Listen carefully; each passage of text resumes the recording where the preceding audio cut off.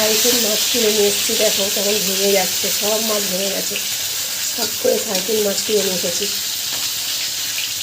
Cycle মাছ কার কার পছন্দের বলো, সব ভেঙে গেছে দেখো।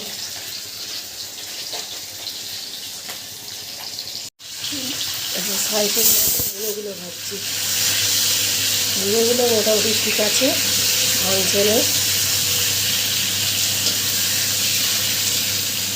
ভুলোগুলো ঠিক আছে, আর চাকাগুলো সব ঘন্ট হয়ে গেছে,